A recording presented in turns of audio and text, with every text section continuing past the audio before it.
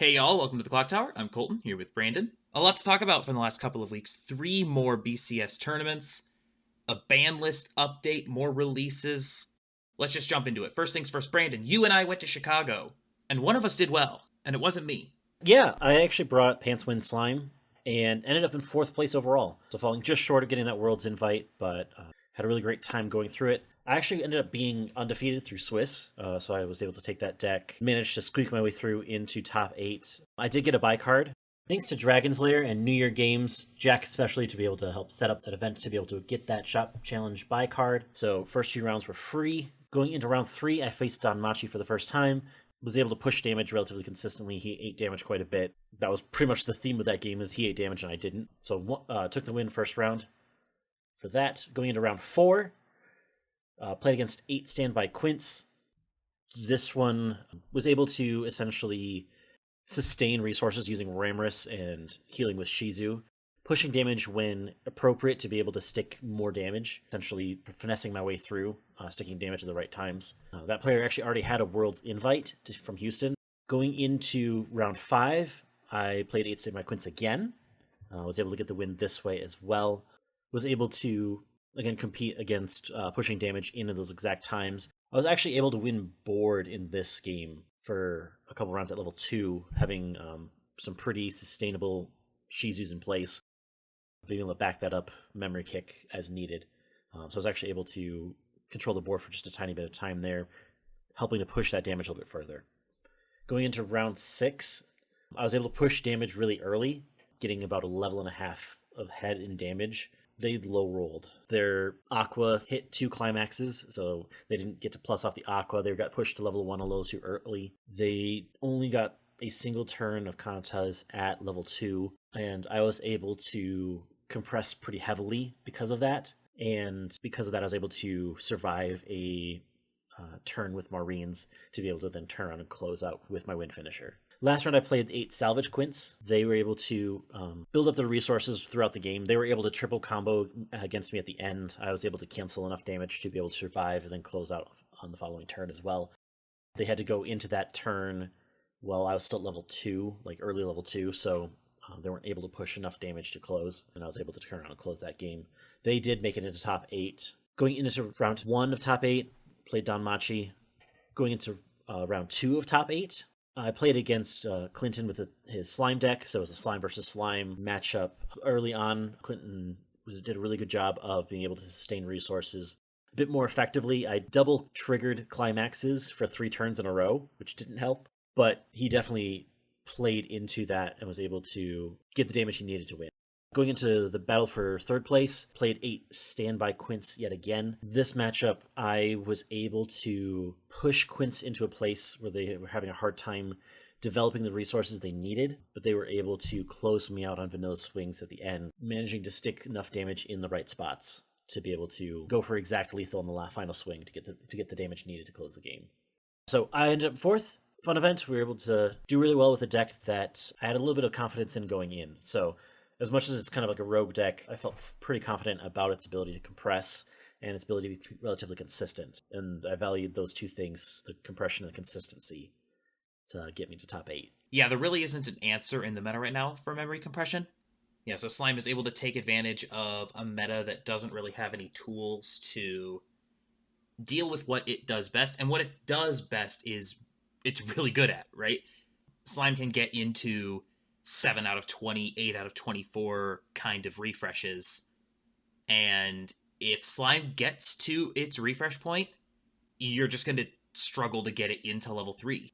So, obviously, congratulations. Super proud of you. Obviously, like, I know how much work you've put into both the deck and just, playing this game in general. So, definitely deserved that. You played out of your mind. So, really great job to you and to everyone else who topped in the event. Like you said, Slime ends up winning it. So Slime goes 1 and 4 with Okayu Kanata Marine Hololive finishing 2nd and 8 standby Quintuplets going 3rd. Second time that Okayu Kanata Marine list has finished in top 8. Rounding out top 8, a pair of 8 Salvage Quints, another Kanata Marine, and Don Machi. Not a ton of attention has been paid to 8 Salvage Quintuplets. It's been in the shadow of 8 standby. In the testing stage, for this tournament, I got to play into 8 Salvage quintuplets. And I was honestly super impressed with it. I'm like, I don't know why more people aren't on this. I think this is really, really good. Here it is. It's really good. It has this incredible double plussing level 1 combo, a super consistent top end. It has defensive tools. It has access to a bunch of different tech that it can use to get plus matchups against a lot of things. It just pluses like crazy and then uses that plussing to its advantage to close out games. So it wouldn't surprise me at all if we saw more of 8 Salvage Quints going forward. Do I think it's going to overtake 8 Standby? I don't know. But is it as good as 8 Standby? It's up there. It's close. And we'll talk about that more when we get to the community tier list that just dropped. But 8 Salvage Quints is definitely something to keep an eye on for sure. But obviously the star of Chicago was Slime. Pants Book going first, Pants Wind going fourth. Brandon, do you think that Slime, obviously to a certain extent, you think that Slime has meta viability? What do you think happens to Slime going forward for the rest of BCS? I think you're still going to continue to see a slime deck here and there, but I don't think that it's going to be as prevalent or as popular as the Quints builds that we're seeing. Especially as we look at Germany, right? Germany had 4 Quints 8 standby builds in the top 8 players. Yeah, the Osnabrück tournament was won by 8 standby, 2 more 8 standbys in top 4 with Korone Marine finishing second, and the rest of top 8 being rounded out by Kanata Marine, Hololive, 8 standby MTI, Danmachi, and another 8 standby Quints. Standby heavy meta for sure in Germany, but nothing really unexpected here. The usual suspects, as it were. These are the decks that we expected to be good going in, and they continue to be good. So maybe a little bit of surprise with Korone Marine as opposed to Kanata Marine. We haven't seen as much success for the Korone list, but obviously we know it's viable, we know it's powerful. So, and the Marine top end with any level 1 combo is going to be good as long as you can get it into hand, which Marine often does herself. So no real surprises from Osnabrück, I don't think. Moving on to Spain, I don't know if I would say that Spain was full of surprises necessarily, but definitely some stuff that was a little bit off of the main kind of pillars of the current meta. Which I think comes from the fact that Quints 2 was unable to be played at Spain. So they were going into a meta that Quints 2 was not going to be allowed. Right. Watame Marine takes the win for Hololive because Hololive isn't allowed to just have 4 or 5 competitive decks. It must have yet another one. So it played the Watame Choice Cigarettes combo at 1. Danmachi finishes second. Dual Laners, Tokyo Revengers in third. 8 Standby MTI in fourth. Spain, the first tournament that we really saw a bunch of TRV topping after Taiwan. We see 2 more in top 8, as well as the Miko Sora Hololive builds. So Standby into Bar, which is a build that a lot of people have been on, and it's annoying to play into because it's quite good. It's one of the few Neg Soul top ends that is still viable because it actually has support and good text on it. And then, of course, the most important thing in Spain, Grand Order Camelot gets its first top at a major, finishing in that 5th to 8th range with Salvage Choice, the double salvage combo at 1 and 3. This one did not play the level 1 event package, but it did play the Saber early play package with the burns, and that makes me happy because I've been singing this deck's praises for so long, and I did not pilot it well at all in Chicago when I tried to do something with it, so I'm glad that someone else was able to defend the honor of this deck that I care very much about. So thank you, whoever played this in Spain. You have done all the Camelot players very proud. That being said, there was a community tier list. Kilua leading the way to put together another one of these. The criteria for the survey, which was compiled from 74 participants from the Facebook group and the Discord server, is that the decks involved needed to be top 3 in Springfest or have a top 8 finish in either Rumble or BCS, which means that some of the stuff that topped last weekend in Spain, specifically Grand Order, does not show up on this list. So this is not a complete tier list at this point, but I think it gives a general idea of what most people think the meta is like right now. And I think that, I don't think there's anything here that you or I are going to disagree with too strongly. I do think MTI is too high, gonna be honest, and we'll talk about that more for reasons that will become very relevant in a minute. But, I don't see anything that's too out of pocket on this tier list. I think the biggest thing to look at from this list is where do people rank AOT coming in? Yeah. As AOT has not yet been tournament eligible, but will be coming up for these next few BCS regional events. So seeing where people put AOT is very interesting, especially for me, to be able to kind of witness what people are thinking about it.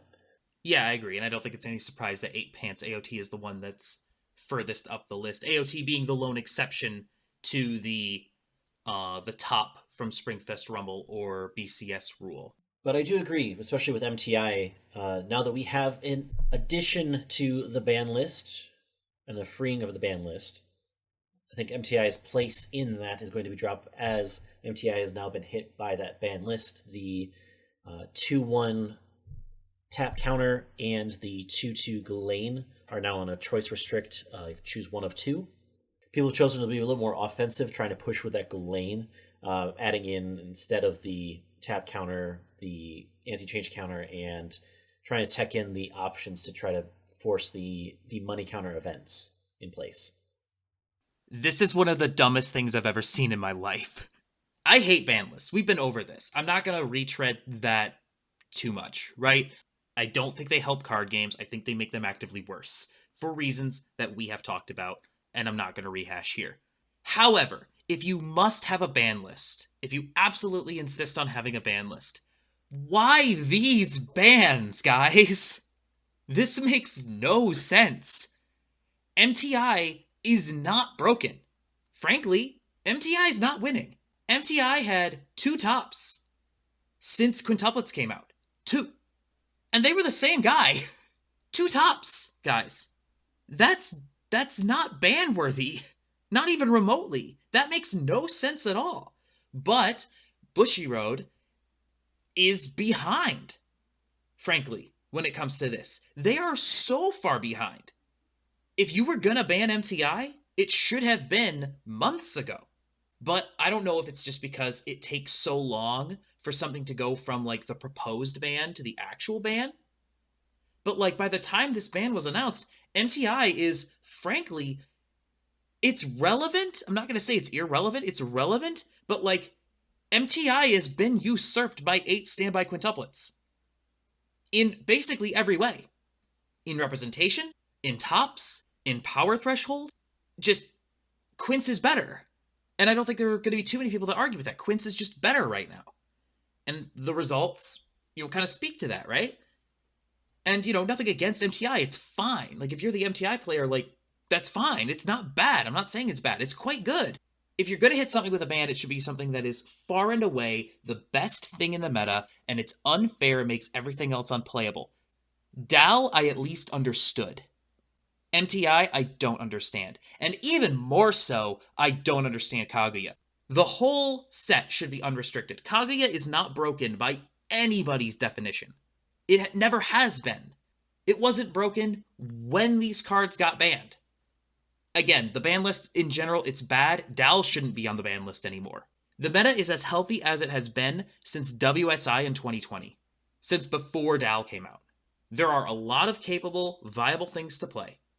Just because there are things that are better than other things does not mean the meta is in a bad place or that those things are broken.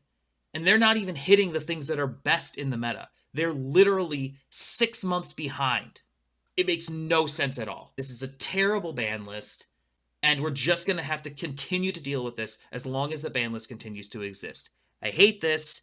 This is a problem. Bushiroad made so many good decisions this year. I honestly hadn't really said anything negative about Bushiroad and their handling of English Weiss in months because they didn't deserve it.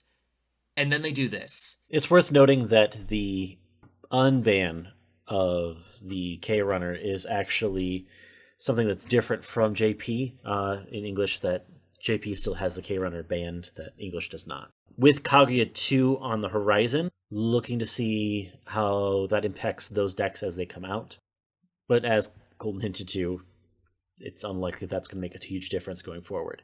Especially with the focus of that kind of having a little bit different deck. But with Kaguya 2 on the horizon, we actually have a date for that. Yes, we do. Kaguya 2 will drop in February of 2023, which means it will come out after Worlds, so it will not be Worlds legal. It also means that we still don't have anything for January of 2023. So, not sure what's going on with that, but we still don't know what that set or those sets for January will be. So here's what the release schedule looks like. On Friday, September 30th, we get the full release of Hololive Premium. Bunny Girl 2 will drop October 14th. Saikano on October 28th. Dragon Maid on November 18th.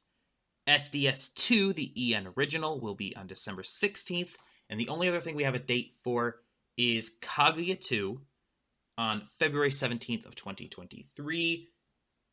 The only other things that we know are coming to English are DAL 2, DAL 3, whatever you want to call it, in relation to Data Bullet. It will be out presumably in March or April, because it came out after Kaguya in JP. And we're also going to get Avatar The Last Airbender as an EN original at some point in 2023, we assume. We don't really have any details on that beyond that. We kind of sort of expected to hear something about Chainsaw Man at this point, but it hasn't happened yet. So Chainsaw Man, as of right now, the only thing that we have is the promo, which is technically only legal in Standard. So we'll see what happens with that. I don't know why we don't have an announcement yet. It could also be that Chainsaw Man isn't happening until the middle of 2023 in JP, so it could be literally a year away or longer in EN if it happens. So we'll see what happens there. Also, still awaiting reprints for both Overlord and Bunny Girl, the first sets for both of those. The JP stream happened recently. Not much really to report from there in terms of English, other than Overlord 2 is happening in JP, Slime 3 is happening in JP, and there's also going to be a Sword Art 10th Anniversary anime-specific set. So those are the three things we're kind of keeping an eye on for English. Overlord 2 and Slime 3 feel like near locks, frankly. Like, I think we both expect them to show up in English at some point. SAO 10th anime is a question mark. Some of the art is not anime, it's light novel, which makes for some interesting licensing things. So we'll see what happens with that. Nothing official. It's up in the air. I'd say it's probably a 50-50 at this point. We definitely didn't get 10th anniversary for the light novel. And it also will have that 10th anniversary trait that the light novel set had. So possible that, because we don't have that set, we might not get the anime anniversary set. It's a weird set that we don't really have a ton of precedent for in English, so it's hard to predict if we're going to get that one or not. Yeah, I agree. I think there's not a whole lot from the JP stream that tells us what is coming to English outside of the ones you already mentioned. It is worth noting, though, that last year, when they did the fall stream for English, that happened in October. So we still have another month yet until we kind of hit that same time frame of when they did the English stream. We may yet see an English stream coming up. Would not be surprised, because we are running out of things left to announce and put dates to. So we're hopefully going to get some of that information here very soon. Yeah, I think that there's something we're going to get in January for sure. It's also very possible we could see something like early to mid-January and then in late January if they want to keep up this like releasing something every 2 to 3 weeks thing. It's been a weird year for the release schedule, so we're just going to watch and wait more than anything else. And that's it. Thank you so much for joining us. We will be back on Thursday for 5 Cards, 5 Minutes. We're talking about Hololive Premium. Next Tuesday, Weiss 102, followed by more 5 Cards, 5 Minutes the following Thursday. And in 2 weeks, another Clock Talk. We'll talk more about more BCS stuff and hopefully have some updates on this release schedule, maybe an EN stream to talk about. Until next time, thank you so much for joining us. Please like, share, comment, and subscribe, and have a good one.